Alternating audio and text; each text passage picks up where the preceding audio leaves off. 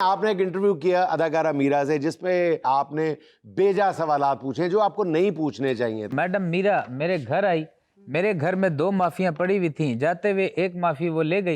मैंने तो उनसे अपनी वो माफी मांगी है कि मेरी माफी मुझे वापस कर दें।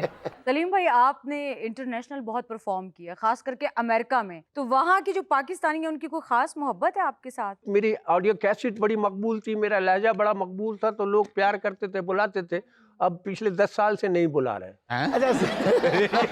ये तो मेरे अब्बाजान जब कभी बोतल पीने को दिल करता था ना, जी। बाहर परचून की दुकान पे चले जाते थे। लोग कहते छड़ियां बोतलें लून पा पा के पींदे सन। बिस्मिल्लाहिर्रहमानिर्रहीम, अस्सलाम वालेकुम ख़वातीन और हज़रात, मैं हूं आपका जुनैद सलीम और आप देख रहे हैं देशबुक जुनैद के साथ। शो में मेरा साथ देने के लिए मौजूद हैं वहीद खान लाला, हमारी को होस्ट स्वाना सयाल। नाज़रीन, कॉमेडी सिर्फ हंसाने का नाम नहीं बल्कि माशरे का आईना भी है। आज हमारे साथ एक ऐसे फ़नकार मौजूद हैं जो गुज़िश्ता 4 दहाइयों से इस आईने को मिज़ाह के रंग में पेश कर रहे हैं। अपनी जानदार परफॉर्मेंस से आलमी सतह पर पाकिस्तान का नाम रोशन करने वाले मारूफ कमेडियन सलीम आफरीदी। लेकिन नाज़रीन, गुफ्तगू का आगाज़ हम करेंगे talk of the town controversy के अहम तरीन किरदार नामवर सहाफ़ी इरशाद भट्टी से। भट्टी साहब, ये जो एक नई कंट्रोवर्सी आपकी और अदाकारा मीरा के हवाले से शुरू हो गई है, बिल्कुल बेमकसद सी कंट्रोवर्सी है। देखें मैडम शेख, कंट्रोवर्सी होती ही बेमकसद है। वो कंट्रोवर्सी क्या जो बामकसद हो, और कंट्रोवर्सी वो जो पिया मन भाई। नहीं, मेरे कहने का मकसद ये है कि एक बेसरोपा सी बात है जिस पे आप जैसा संजीदा आदमी घसीट लिया गया है या खुद घिसट के आ गया है। आप देखें, आपने एक इंटरव्यू किया अदाकारा मीरा से जिसपे सोसाइटी की तरफ से आप पे बाद में ये प्रेशर आया कि आपने बेजा सवालात पूछे जो आपको नहीं पूछने चाहिए थे। उसके बाद आपने प्रेशर आने के बाद माफ़ी मांग ली। तो ये मामला, कुछ लोग तो कहते हैं कि सारे का सारे ड्रामा है, आप भी उस ड्रामे का हिस्सा हैं। मैडम शेख, आपकी बात ठीक है, मैं उस बात पे माफ़ी मांगता हूँ। मैं माफ़ी दोबारा मांगने चाहता हूँ कि अगर मेरी तरफ से दिल आज़ारी हो तो मैं उस पर नादिम हूँ, शर्मिंदा हूँ। देखें, मैकेनिक को भी भरे बाज़ार में कोई ये नहीं कहता ओए मैकेनिक इधर आओ, ये उसकी बेइज्जती होती है। मैं इसको सरे खम तस्लीम करता हूँ। देखें जुनैद साहब, जहाँ तक बात रही मीरा की, तो मैडम मीरा मेरे घर आई, मेरे घर में 2 माफियाँ पड़ी हुई थी, जाते हुए एक माफ़ी वो ले गई। मैंने तो उनसे अपनी वो माफ़ी मांगी है कि मेरी माफ़ी मुझे वापस कर दें। और जहाँ तक जुनैद साहब आपने कहा कि इस कंट्रोवर्सी में मैं खुद मुलव्वस हूँ, तो मुझे मशहूर होने का कोई शौक़ नहीं। मैं खुद एक ब्रांड हूँ, मैं इरशाद भट्टी हूँ। मैं तो खुद अल्लाह का शुक्र है इतना मशहूर हूँ कि लोग मेरे साथ तस्वीरें खिंचवाने के लिए तरसते हैं। और अगर कोई दराज कद खूबसूरत दोशीज़ा मेरे से सेल्फी खिंचवाने आ जाए तो उसको भी झुकना पड़ता है। और झुकने से इंसान, मैं समझता हूँ जुनैद साहब, के इंसान बड़ा होता है। फरीदा भी छोटी नहीं हुई। फरीदा कौन? मैडम शेख, ये सारा व्यूज का चक्कर है। अच्छा भट्टी साहब, आपकी सारी बातें अपनी जगह, ये क्या बात कर दी आपने कि मीरा खुद आपके घर चल के आई थी, वो कैसे आ गई? नहीं मैडम शेख, मीरा मेरे घर क्यों नहीं आ सकती? क्या मीरा को पोलियो है? क्या मीरा की एक लत छोटी एक बड्डी है? मैं आपको किस्सा, देखें हुआ यूं था, मैं बताता हूँ कि मीरा मेरे घर कैसे आई थी। मीरा रक्शे से उतरी और मेरे से अगले घर में चली गई और वहाँ जाके पूछती है कि इनायत हुसैन भट्टी साहब यहीं रहते हैं? उन्होंने कहा नहीं जी, इनायत हुसैन भट्टी साहब यहाँ नहीं रहते। अच्छा। अलबत्ता हमारे पड़ोस में इरशाद भट्टी साहब रहते हैं। मीरा ने पूछा कि आप इरशाद भट्टी को कैसे जानती हैं? उन्होंने कहा कि इरशाद भट्टी को हमसे ज्यादा भला कौन जान सकता है, वो हर दूसरे दिन हमसे चाय पत्ती लेने आ जाता है। और न सिर्फ वो चाय पत्ती लेने आता है, बल्कि एक दिन तो मुझे ये भी कह रहा था कि बाजी हुण तुहाडी चाय च ओ गल नहीं रही, ओ टेस्ट नहीं आ रहा, एनू इम्प्रूव करो। मैंने अगले दिन उसको इस्तेमाल शुदा पत्ती दे दी। उससे अगले दिन इरशाद भट्टी आया और कहा बाजी हुण तुहाडी चाह दी चस आई है। और मैडम शेख, आपको एक मजे की बात बताऊं कि जिस दिन मीरा मेरे घर आई है, मैंने उसी इस्तेमाल शुदा पत्ती की चाय मीरा को पिलाई और उसने चाय का पहला सिप लेते ही कहा, यू नो भट्टा your tea is very flavorful crust। और मैडम शेख, मैं आपसे ये पूछूंगा, अगर ऐसी बात होती तो मैं उसको चाय पिलाता। ये तो है। देखें, जितने मुंह उतनी बातें। इरशाद भट्टी वो शफक का सितारा है जो गर्दिश अयाम में भी निखरा रहा है, निहार रहा है और लथार्जिक तौर पे आसमान पे उफ़क़ की बुलंदियों पे आया है। बाल भट्टी साहब, एक उम्र रसीदा खातून को, बुजुर्ग खातून को उम्र के इस हिस्से में, अधेड़ उम्र में उनको उनके जमाने के किस्से याद दिलाना कोई अच्छी बात नहीं है। शुक्र है मेरी तो कंट्रोवर्सी ख़त्म हो गई, लेकिन अब आप कंट्रोवर्सी में फंस गई हैं। जो मीरा के बारे में आपने बात की है, अब आप जाने और आपकी कंट्रोवर्सी जाने। मैंने जो मिठे चूपने थे अपने हिस्से के, वो मैं चूप चुका हूँ, बल्कि 2 वादू ही चूपे हैं। और जो मीरा के बारे में आपने जो अधेड़ उम्र का, ये आप जाने और आपका काम जाने। भट्टी साहब, मैंने तो कहा है कि वो एक सीनियर मोस्ट एक्ट्रेस है, मैंने कोई ऐसी बात नहीं की। मैडम शेख, अब कवर करने का कोई फायदा नहीं, क्योंकि मैंने भी जो माफी मांग के कवर करने की कोशिश की वो कवर नहीं हुआ और हम दोनों ने अपनी अपनी कवर में जाना है। दूसरी बात के कमान से निकला तीर और सलमान खान का तेरे नाम वाला चीर कभी वापस नहीं आता।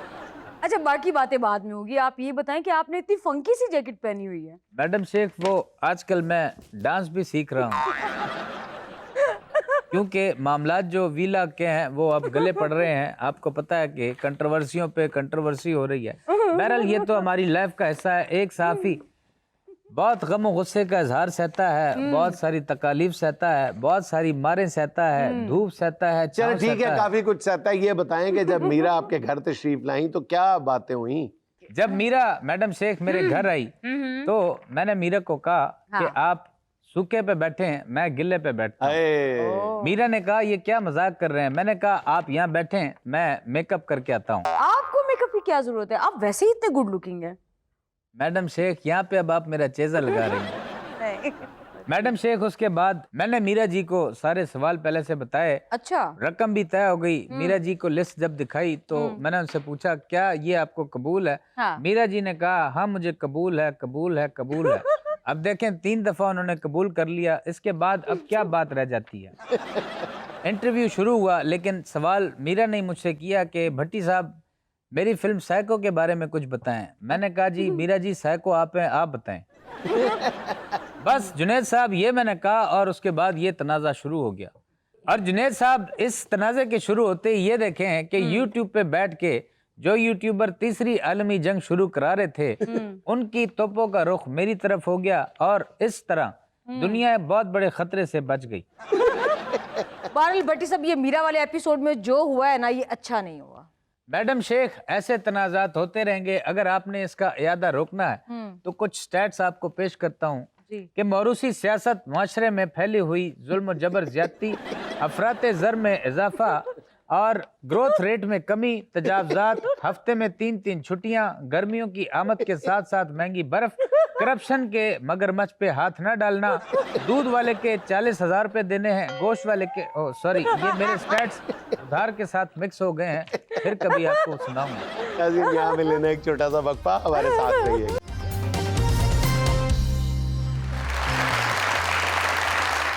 अच्छा सलीम भाई, जितने भी कोई कमेडियन पाकिस्तान में सोच सकता है माइलस्टोन, अल्हम्दुलिल्लाह कमोबेश सारे ही आपने पार कर लिए। अब यहाँ आके आप ये नहीं सोचते कि पाकिस्तान में कॉमेडी के हवाले से एक यकसानियत की फिजा आ गई है? बिल्कुल, असल में कॉमेडी के साथ ज्यादती हो रही है और बेशुमार कॉमेडियन आ गए हैं। तो दोस्त बात कर रहे थे कि जी पाकिस्तान में इस वक्त कॉमेडी की हालत चबाई हुई च्युइंगम वाली है, कि जायका खत्म हो चुका है, मिठास खत्म हो चुकी है, लेकिन खींच खींच के उसको जितना मर्जी लंबा कर लें। असल में यहाँ हमारे यहाँ कॉमेडियंस जिस माहौल से आते हैं, उनकी ज़हनी सतह जिस लेवल की है और पढ़े लिखे कम है, दूसरे राइटर्स का अमल दखल भी कम हो गया है, तो क्रिएशन ख़त्म हो गई है। रह दे कि हमारे पास एक वहीद लाला बचा है जो नई वैरायटी नई से नई लेकर आता है। सलीम भाई, आपने लेजेंड्स के साथ काम किया है, मोइन अख्तर हो गए, उमर शरीफ साहब हो गए, सनम सिकंदर हो गए, रऊफ लाला के साथ भी काम किया, लेकिन आपने वहीद लाला के साथ काम क्यों नहीं किया? दरअसल बात यह है कि वो कहावत है ना, एक म्यान में 2 तलवारें नहीं रह सकती, तो एक शो में 2 पठान एक साथ नहीं हो सकते। अच्छा, ये तलवार है वहीद लाला? आज पता चला यार हमारे शो में एक तलवार भी बैठी होती है। मैं तो इसको देशमुख का उस तरह ही समझता था। अगर आप उस तरह समझें या इस तरह समझें, मैं तो जो मेरे अंदर है मैं अपने व्यूअर्स को दिखा रहा हूँ। इस तरह तो होता है उस तरह के कामों में। माशाल्लाह आज पता लगा जुनैद भाई जुगत भी अच्छी लगाते हैं। नहीं, बिल्कुल लगाते हैं। एक पठान का जिक्र किया सलीम भाई आपने, एक पठान लड़का होते हुए ये फील्ड बड़ा बहुत बहुत कम, तो घर वाले रोकते हैं इस फील्ड में आने से, आपको नहीं रोका? बहुत रोका। हाँ। जब स्ट्रगल में थे तो मेरे आबा अजदाद का ताल्लुक फोर्सेस से रहा है, तो मैं पहला जो फनकार हूँ। वालिद थोड़े बहुत शायरी वगैरह करते थे, आर्टिकल लिखते थे, तो बहुत रोका सर। जब स्ट्रगल कर रहे थे तो घर के बड़ों ने, अच्छा, और जब हिट हो गए तो बाहर के बड़ों ने। Very nice. वाह वाह। सलीम भाई, आपने इंडिया के कॉमेडी सर्कस में परफॉर्म किया और बड़े लंबे अरसे तक किया। अच्छा, हमने देखा है कि हमारा कोई आर्टिस्ट जब वहाँ पे कयाम करता है, वो शादी ना भी करे तो उसका कोई ना कोई अफेयर जरूर चल जाता है। हाँ, तो आपका मतलब कि क्या? देखिए, हम जब मुल्क से बाहर होते हैं तो पाकिस्तान के नुमाइंदे होते हैं। बल्कि मोइन अख्तर भाई के साथ मैंने यूरोप का जब सफ़र किया, आज से कोई 28 साल पहले की बात है, तो वो मैंने उनका कैरेक्टर देखा कि वो लगता है कि ये पाकिस्तान का सफ़ीर ये है। तो उनका रख रखाव, बर्ताव, और मुझ में उमर शरीफ वाले भी सारे गुण हैं, और मोइन भाई का भी जो तर्ज अमल सारी ज़िंदगी रहा है वो भी मैंने अंडरस्टैंड किया। तो उमर भाई वाली शरारत भी है और मोइन भाई वाली मतानत भी है। बिल्कुल ऐसी बात है। और तो वहाँ काम पे सारा फोकस था, और ऐसा भी किया मैंने कि जो मैं नहीं कर सकता था, जो मैंने कभी नहीं किया, यानी किसी कैरेक्टर की पैरोडी, तो वो एक लम्हा ऐसा आया कि उन्होंने कहा हमने सोनिया गांधी दिखानी है और एक परवेज मुशर्रफ दिखाना है।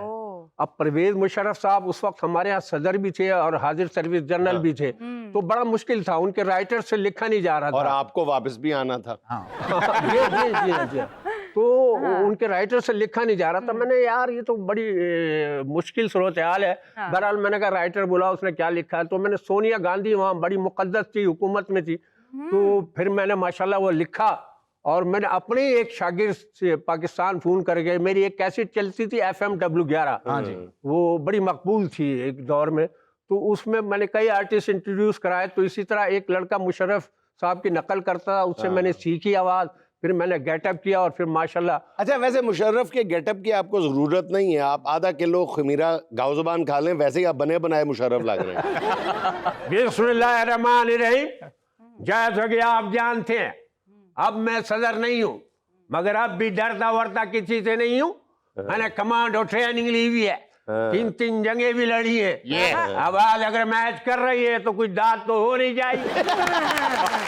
वाह वाह वाह वाह। क्या बात है। यानी सलीम भाई वहां पे आपका फोकस काम पे था? जी, उसी काम पे था जो मेरा पेशा है। अच्छा सलीम भाई, हमारे जितने भी कमेडियंस ने हिंदुस्तान का रुख किया, उनमें से फिल्म तक सिर्फ शकील सिद्दीकी पहुंच पाए, आपने कोशिश नहीं की थी? उन्होंने बहुत ज्यादा जद्दोजहद की थी। शकील का ख्वाब था एक। अच्छा। एक दफा 92 में भी गए थे, बकरा किस्सों पे हिट हुआ था। अच्छा। उसमें तीली बड़ा उनका रोल हिट हुआ था, मैंने माइकल का रोल किया था उमर भाई के साथ, तो वो हिंदुस्तान में भी बड़ा मकबूल हुआ। तो शकील का ख्वाब था कि मैं हिंदुस्तान जाऊं, आर्टिस्ट मुझे पहचाने। तो 92 में पहचान तो लिया आर्टिस्टों ने, लेकिन वो वाली कदर नहीं की, तो वो फिल्म नहीं कर सके। इस दफा अब उन्हें मौका मिल गया और उन्होंने एक आध फिल्म भी की है। और ये अलग बात है, वो सी क्लास फिल्म थी और रिटायर्ड लोगों के साथ, रेखा और इस तरह के सीनियर एक्टर्स के साथ। तो बाकी फिल्म में काम करना वहाँ बड़ा एक ख्वाब है और हकीकत में करना चाहिए। मुझे भी मौका मिलता, मैं ज़्यादा टिका नहीं। उमर शरीफ मरहूम के साथ आपने बहुत तवील आपकी रफाकत रही, उनके साथ कोई दिलचस्प वाक़या पेश आया आपके साथ? असल में मेरा और उमर भाई का जो रिश्ता था, बड़ा अदब और एहतराम का रिश्ता था। अच्छा। तो मैं भी बड़ा अदब करता था और मैं जितना बोलता था, लेकिन वो बाअदब शरारत भी बड़ी मजे की करते जी थे। हाँ, वो स्टेज पे ही मैं अगर खुलता था उनके सामने। हाँ। वो एक दफ़ा की बात, और मैं उनको हंसाता भी था। अच्छा। वाशिंगटन हम एयरपोर्ट पे उतरे, वहाँ एक लेने आया हुआ था बंदा, प्रोड्यूसर जो कुछ भी था, और वहाँ की सारी बातें बता रहा है, ये देखो ये है, वाइट हाउस है, फला है, फला है, फला है। फिर मैंने उससे पूछा यहाँ कोई दरबार है? तो उमर भाई बेनते से। तो इसी तरह इमिग्रेशन में भी अब वहाँ का एक्सेंट जो है इंग्लिश का मेरी समझ में नहीं आता। इंग्लिश तो पूरी समझ में नहीं आती, लेकिन उनका एक्सेंट तो बिल्कुल समझ नहीं आता। तो वो इमिग्रेशन में मैं खड़ा था, वो गोरा मुझसे पूछ रहा how are you, how are you, मुझे समझ में नहीं आ रहा। मैंने जी how are you, what, how are you? तो उमर भाई मेरे पीछे खड़े थे, he is fine, he is fine, he is fine. तब मेरी समझ में आया, उसने हाउ आर यू पूछा। अच्छा सलीम भाई, आपका एक मैं थिएटर पे जो आप करते थे प्ले कैरेक्टर, उसमें एक हलीम वाले बने थे और देग रखी हुई थी आपने। हाँ जी, हाँ जी। और उस देग के अंदर वो चाइना की देग कह के उन्होंने एक बनाया हुआ था, सब उसके जाना अंदर है, सब जाना है। हाँ उसमें से जो चीजें निकलती थी दुनिया जहान की, ये आइडिया कैसे आया था? ये उमर भाई ने ही दिया था आइडिया। कोई भी उमर भाई देते थे, मैं उसको इम्प्रूव करता था। तो वो हलीम बेच रहा हूँ, सब चाइना है, सब चाइना है। तो एक आदमी आया, 2 गंजे आए टिक्का खाने, टिक्का चाहिए। और मैंने कहा टिक्का, देग में से टिक्का निकाला, वो खा रहे हैं। अब वो परफॉर्म कर रहे हैं, खा रहे हैं। फिर कोल्ड ड्रिंक चाहिए, फिर देग में हाथ डाली, कहने ये लो कोल्ड ड्रिंक। अब वो हैरान है, कह रहे यार हाथ गंदे हो गए, तौलिया चाहिए, तौलिया भी देग से निकाल रहा हूँ, और मुख्तलिफ चीज़ें इसी तरह। फिर मैंने कहा टाइम मेरा हो गया, मैंने अपनी चप्पलें भी देग से निकाली, पहन के चला गया। सलीम भाई, आपने इंटरनेशनल बहुत परफॉर्म किया, खास करके अमेरिका में, तो वहाँ की जो पाकिस्तानी है उनकी कोई खास मोहब्बत है आपके साथ? नहीं, असल में एक जो भी मुल्क से बाहर रहता है, अपना कल्चर, अपना माहौल बड़ा याद आता है। बिल्कुल। और हम देसी टाइप के, कराची के लालू खेती स्टाइल के थे, तो वो देसी लुक, मेरी ऑडियो कैसेट बड़ी मकबूल थी, मेरा लहजा बड़ा मकबूल था, तो लोग प्यार करते थे, बुलाते थे। अब पिछले 10 साल से नहीं बुला रहे।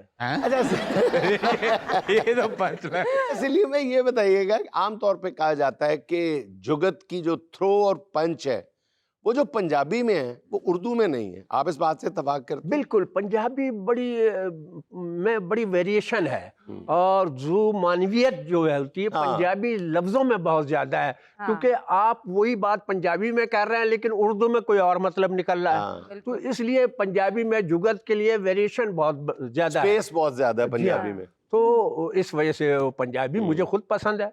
और आप बोलते हैं पंजाबी? बोल के बहुत थोड़ी सी साल। नहीं, बस मुझे इतना आता है, असी तुसी लस्सी पीती, अस्सी तुसी लस्सी पीती, लेकिन बहुती ते नहीं पी ली, किन्नी किन्नी पीती। दूसरी बात ये, एक गाना मैंने गाया था, मैं जापान गया। अच्छा, जापान गया। अच्छा तो एक मिनट सर, जापान आप गए, आपने जापान जाने से पहले जापानी सीखी या ऐसे ही चले गए? नहीं, जापानी क्या सीखनी, हमने उनका कैरेक्टर सीखना चाहिए। अच्छा। और सफाई इतनी, मैंने ओसाका से टोक्यो तक 600 किलोमीटर सफर किया है, लेकिन कहीं एक सिगरेट का टोटा नहीं देखा मैंने। एक जगह देखा था, वो भी मैंने ही फेंका था। और पूरे टूर में, पूरे सफर में मैंने हॉर्न गाड़ी का कहीं नहीं सुना। कान तरस गए होंगे। ओ तरस गए। एक दफा सुना मैंने, वो भी मैंने ही बजाया था। आपने गाना कौन सा गाया था? वो हमारा प्रोमोटर था, कह रहा जापान जा रहा हो, एंट्री तो जापानी कुछ गाने में देना। वहाँ जाके मैं लिपसिंग करता, अलिफ से अच्छी, घास से गुड़िया, जीम से जापानी, लूट लिया है तूने एक मुसाफिर पाकिस्तानी के गुड़िया जापानी के गुड़िया जा। मैंने टोक्यो में ये मैं वीडियो बना रहा था, तो जापानी लड़कियों ने, जो उनका कल्चर लिबास है, उनका टेम्पल था, वहाँ आई हुई थी, तो सब मिल के जब जापानी, तो उन्होंने साथ डांस किया मेरे साथ। जी, तो अब बारी है सुहाना का सवाल 4 ऑप्शंस के साथ। सवाल ये है, जाने ये हाथ नहीं फांसी का फंदा है, इस डायलॉग को इनमें से किस अदाकार के स्टाइल में परफॉर्म करना चाहेंगे? वहीद मुराद, अमानुल्लाह, सुहेल अहमद, शाहरुख खान? मैं तो असल में ये लाला का काम है। आप बोल के दिखा दें किसी के भी अंदाज में। मैं तो अपने अंदाज में कि जानी ये हाथ नहीं फांसी का फंदा है, बस इस तरह ही बोल सकता हूँ मैं। अच्छा सलीम भाई, आपने थिएटर पे एक प्ले किया था जिसमें आपने मुख्तलिफ जो असातिज़ा शोरा थे उनका रोल भी आपने किया था, वो कुछ याद है आपको थोड़ा बहुत? हाँ जी, वो तो मेरे फेवरेट हैं, राहत इंदौरी, जॉन एलिया, और बहुत सारे अपने तहजीब हाफिज। हाँ। तो जॉन एलिया का एक शेर सुना देता हूँ जो जी। करंट हालात के हिसाब से है, वो बड़ा मशहूर कथा है उनका, जी। कि तुम मेरा नाम क्यों नहीं लेती। हाँ, फेसबुक, व्हाट्सएप, ईमो, इंस्टाग्राम, भाई तुम हमसे डायरेक्ट बात क्यों नहीं करती। और OMG, HRU, LOL, TC, ये सब क्या है, तुम पूरी बकवास क्यों नहीं लिखती। तो इस तरह की एक मेरी बड़ी शायरी अपनी पर्सनल मशहूर हुई, वो थोड़ी मैं आपको सुना देता हूँ अगर चाहें तो। क्या हो रिया है, ये क्या हो रिया है, और क्या हो रिया है, ये क्या क्या हो रिया है। आजकल जो भी कुछ हो वो कम हो रिया है, टच मोबाइल की वजह से सब कुछ उल्टा हो रिया है। सास बहू से पिट रही है, ससुर खुश हो रिया है। बीवी काम पे जा रही है, मियाँ सो रिया है। लड़कियां तेजाब फेंक रही है, लड़कों का अदालत में बयान हो रिया है। अमीरों के ऐश हो रहे हैं, गरीब बेहोश हो रिया है। शराब खुलेआम, उधर नलकों में पानी कम हो रिया है। अमेरिका में क्रिसमस पे सस्ताई, हमारे यहाँ रमजान महंगा हो रिया है। और दुनिया चांद पे पहुंच गई, हमारे यहाँ आज भी ईद के चांद पे झगड़ा हो रिया है। क्या हो रिया है, ये क्या क्या हो हो रिया रिया है। है, बहुत अच्छा। Thank you. कजिन जहाँ मुझे लेनी एक छोटी सी कमर्शियल ब्रेक, हमारे साथ रहिएगा।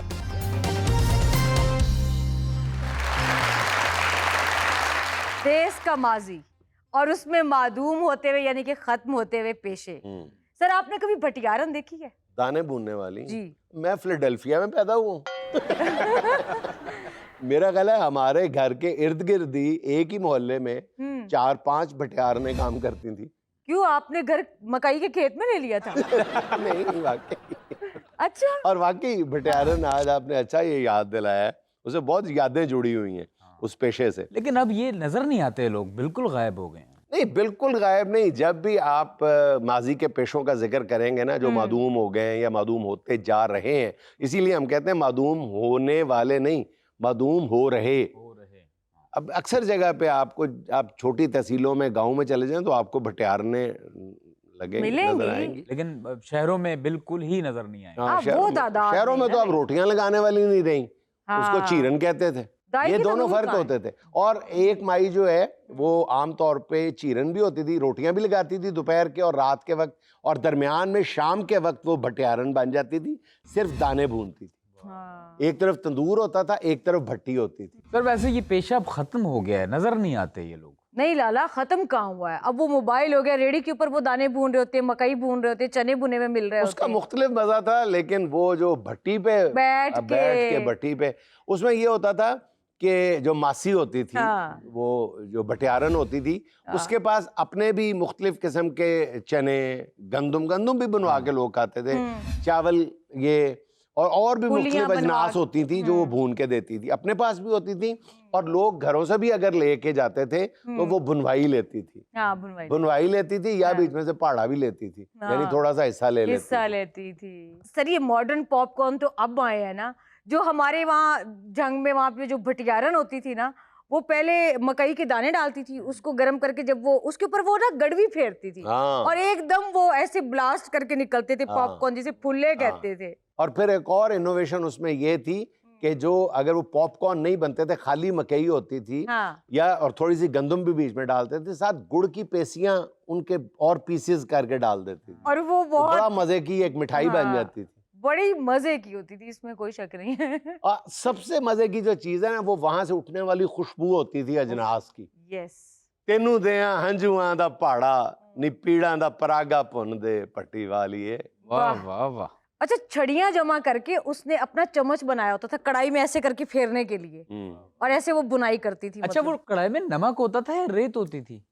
रेत और नमक दोनों होते थे। अच्छा, मकई के दाने जो अनखिले भुनवा के घर ले जाके ना लोग उसके अंदर डालते थे गुड़ और देसी घी, और वो इतनी मजे की एक डिश बन जाती थी, और क्या हाथ में लेके घूमते फिरो, खाते फिरो। मेरा तो पता है क्या दिल हो रहा है जुनेद भाई, देखिए ना वक्त भी क्या है, जब मैं छोटा था तो ये बहुत खाते थे हम जी, जब जैसे बड़ा हुआ हूँ ये लोग गायब हो गए। अच्छा जी, जरा तवज्जो करें और तबसरा भी करें। लाला, आपने बड़ी सोलर की प्लेटें लगवाई हैं ना? हाँ, अच्छी बात है। भुगतो फिर। सोलर लगवाने वालों के लिए बुरी खबर, जिन घरों में सोलर लगा है इनके लिए नेपरा लाइसेंस लाजमी करार दे दिया गया। घर घर सोलर चेक करने के लिए टीमें बन गई।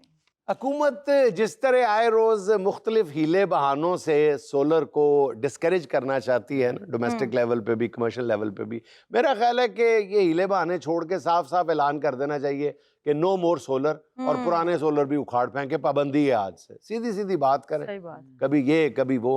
नहीं जुनैद भाई, ये तो सूरज की किरणों पर टैक्स लगाने वाली बात है। हाँ, कहीं सूरज ही ना माइंड कर जाए कि किरणें मेरी तो टैक्स तुसी खाओ। पर जिस तरह इस हुकूमत का टैक्स लगाने पे हाथ सीधा हो चुका है ना, आप देख लेना अगला टैक्स बारिश टैक्स होगा।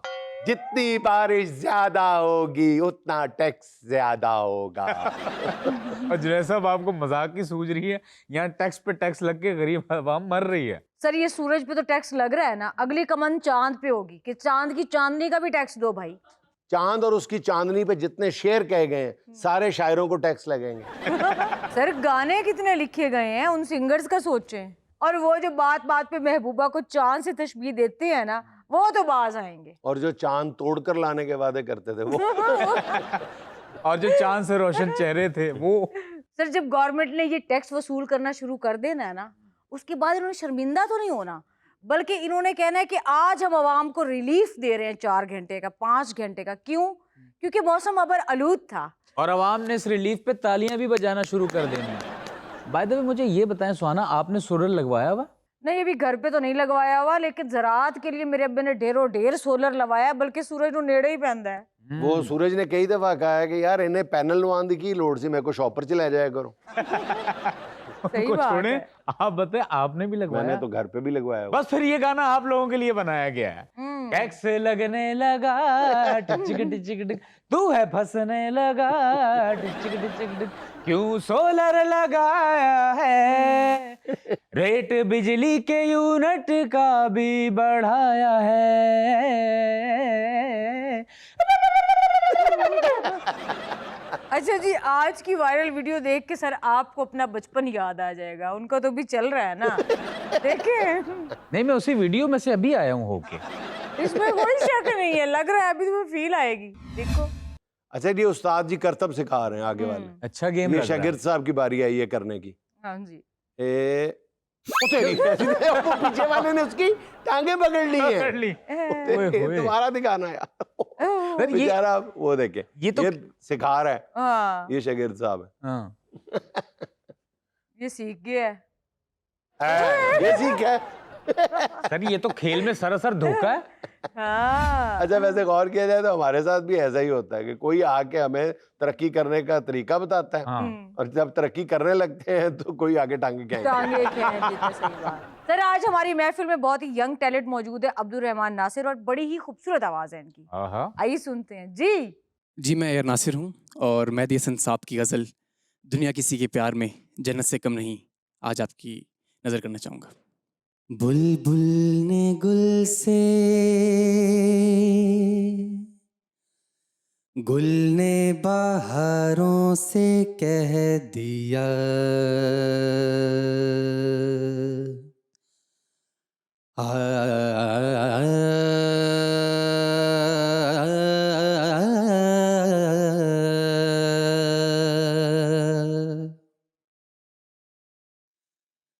एक चौदहवीं के चांद ने तारों से कह दिया,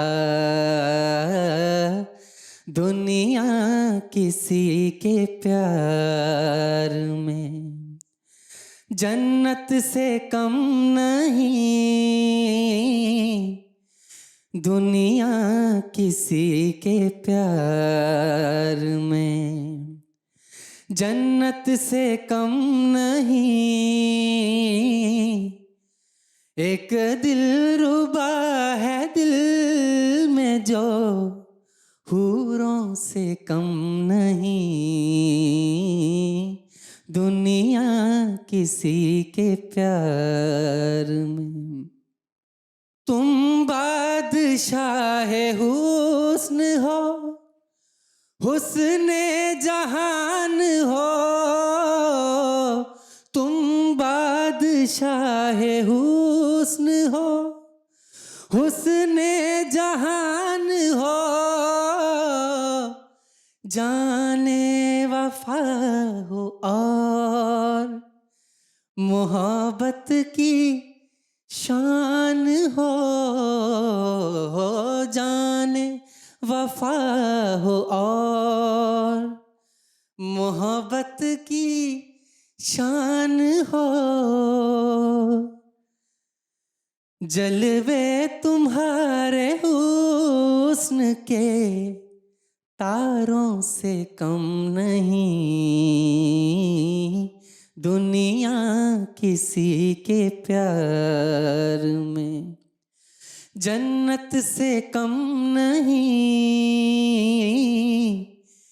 एक दिलरुबा है दिल में जो हूरों से कम नहीं, दुनिया किसी के प्यार में हो।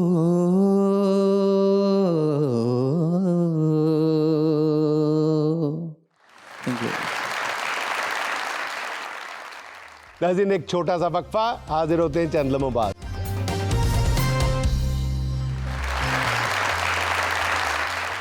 नाज़रीन, आपने बड़े बड़े कंजूस देखे होंगे, लेकिन आज के स्किट में हम आपको दिखाते हैं एक ऐसी फैमिली जो कंजूसी में नेक्स्ट लेवल है। आइए देखते हैं। देखो बेटा मिसबा, अब आप इस घर में आ गई हो, आपकी शादी हो गई है, बस कुछ चीज़ों का ख्याल करना है कि इस घर के अंदर ना माइक्रो मैनेजमेंट का हमने ख्याल रखना है। तो ये कंजूसी नहीं होती, बस इसको मतलब कवायद शुआरी के अपनी चीज़ों की बचत करना। ठीक है, ठीक है भाईजान। हमारे तो अब्बा जान ने इतनी ज्यादा मतलब माइक्रो मैनेजमेंट की। मेरे अब्बा जान जब कभी बोतल पीने को दिल करता था ना, जी। बाहर परचून की दुकान पे चले जाते थे। लोगों ने छड़ियां बोतलें लून पा के पींदे सन। हाय हाय, क्या बताऊं तुम्हें, अब्बा जी की वफात भी ऐसे ही हुई थी।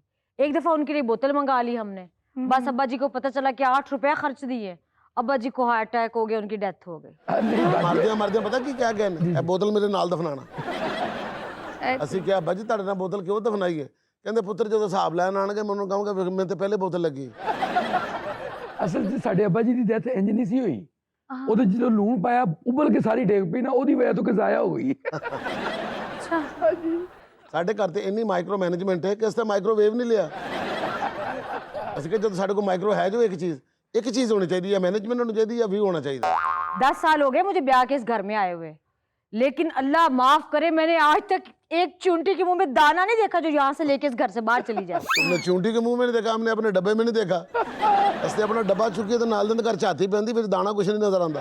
एक दफा तुम्हारे घर के बाहर एक चूंटी, उसके मुंह में दाना था। अब्बा जी ने देख लिया, अब्बा जी ने खोजी बुला लिया और मुतलका थाना बुला लिया। बुला के कही इस चूंटी के मुंह में हमारे घर का दाना है। चूंटी ने अपने बच्चों की कसमें खाई, अपने मरे बाप की कसम खाई।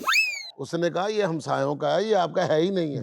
और उस चूंटी ने यकीन करो अपने मरे बाप टिड्डे की कसम खाई। वैसे अब्बा जी भी ना कैसा कैसा तमाशा करके मलेज गंदा करांदे सी। बिस्मा तुझे एक मजे का वाकया बताऊं? जी भाभी। एक दफा याद है आपको मोहल्ले में जब बंदर का तमाशा हो रहा था गली में, बंदर ने सारे मोहल्ले से आटा दाने हर चीज ले ली, लेकिन जब हमारी बारी उसने कहा ना ना इनके घर से मैं नहीं लूंगा। क्यों? बंदर ने भी कह दिया भाई इन्हां दे घर दा आटा मैनू नहीं लगदा।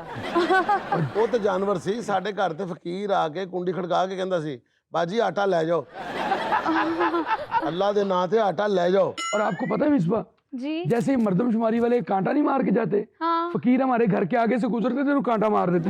और अब्बा जी इतने अच्छे तरीके से फकीरों से भी मांग लेते थे। हम तो चौकीदार को चौकीदार के पैसे नहीं देते थे। क्यों? एक दफा चौकीदार ने कहा जी कि मुझे पैसे तो दिया करें, तो अब्बा जी कहते आपने हमारे घर की रखवाली नहीं करनी, जब हमारा घर है तो आपने जंप करके गुजर जाना। मुझे तो लगता है माशाल्लाह हातिम ताई आपकी फर्स्ट कजन थे, सेकंड नहीं हो सकते। हातिम ताई का क्या ताल्लुक हमारे साथ? एक दफा हमारे अब्बा ट्रेन में जा रहे थे, माल्टा खा रहे थे, छिलका बाहर फेंका, बाद में ख्याल है कि फाड़ी लगी रह गई है, जंजीर खींच देती, रोक के जाके मुड़ के छिलका लबे आओ तुम। अच्छा, क्या बात है। लेकिन माशाल्लाह दिल हमारे बहुत बड़े हैं। हमारे मोहल्ले में कोई देख बांटता था ना, कभी जिंदगी में ऐसा नहीं हुआ हम कोई बर्तन या शापर या झोली में लेके गए हो। सारे जाके उनको यही कहते थे भाईजान तुसी देख तो परे हट जाओ, आप ही खा लांगे। ये तो हमारा बड़ापन था, कुछ ज्यादा ही बड़ापन था। अच्छा भाईजान, हम ना हनीमून पे जाना चाहते हैं। अरे यार पागल हो गए हो, अपनी हनी को फोन करो यहाँ आ जाए तो मुंह में इधर बैठ के देख लेना। हनी तो मेरे साथ है। और ये तो मेरे मुंह है ना। बस हनीमून घर ही हो गया, जानने की लोड़ है। ले मून देख ले, मून ना मथा। अब देखो हनीमून तो पुराने वक्तों की बात है, अब तो मॉडर्न चीजें हो गई हैं। बड़ी एलसीडी पे लगाओ जुनैर कंबो का व्लॉग, अभी अभी बर्फबारी देख के है, घर बैठे रजाइयां डालो, मूंगफलियां खाओ, मजे लो। भाभी घर में बड़ी एलईडी भी तो नहीं है ना। लो मुहद्दब अज्सा भी तो लेके दिया हुआ है ना, उसमें देखो टीवी, इतनी बड़ी स्क्रीन लगती है। ओ चकौडू भी आलम चना लगदा।